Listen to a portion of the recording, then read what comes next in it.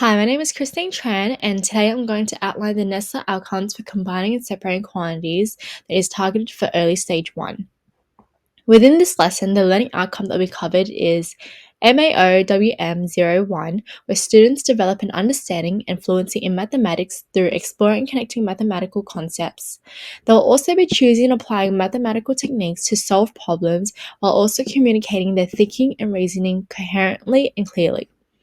This lesson will also be covering outcome syllabus MAE-CSQ01, which focuses on students' ability to reason about number relations and to be able to model addition and subtraction by combining and separating, as well as comparing collections.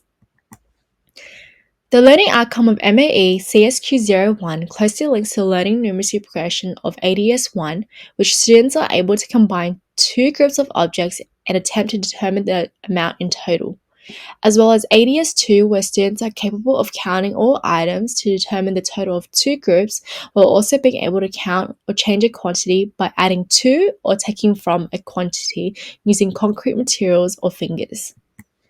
Before I get into this lesson, I'll be discussing the teaching pedagogies that will be used. Students learn in different ways, but in today's lesson, we'll be incorporating active and collaborative learning. Hands-on learning will be seen when students are participating in their games, where they have the chance to engage with the learning material through physical action, while collaborative learning will also be shown during the activity, as students will be in groups where they will be relying on each other for help if they have difficulty solving a question. The aim of these pedagogies is to help students engage in their learning while also enhancing their understanding in maths. Now is the lesson.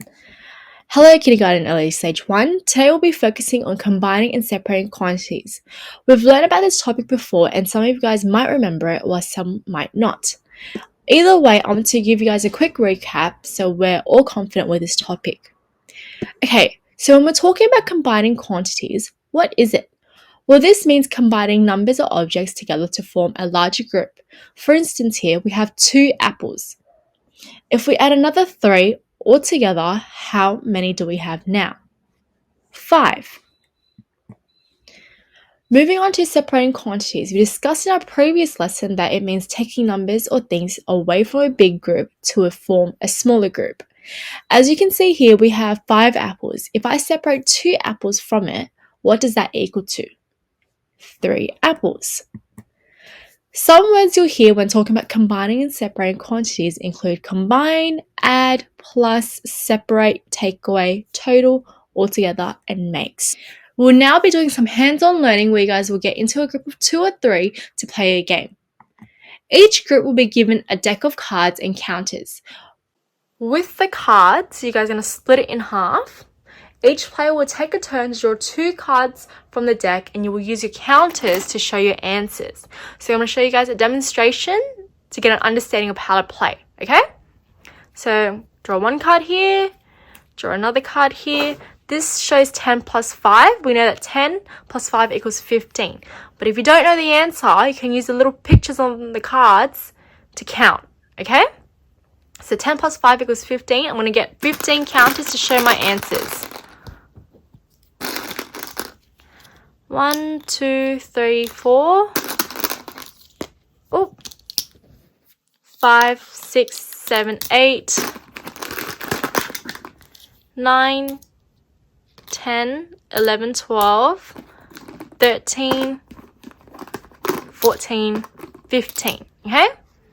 I'm then going to place my cards on the side with the counters on top while the other player has their go. Okay? You guys are going to do this for 10 rounds.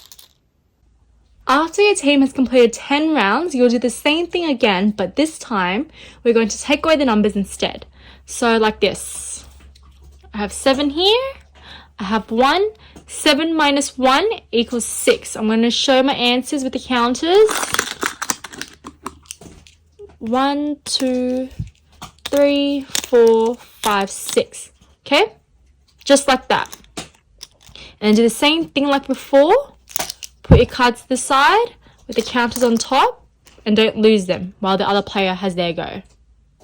I want you guys to do it for another 10 rounds. After your last game, I want you to count all the counters you have collected throughout the game And this is important because the player with the most amount of counters is the winner of the game. If you need help with the counting or you're stuck with an equation, I'm here to help. Are there any questions before we get started?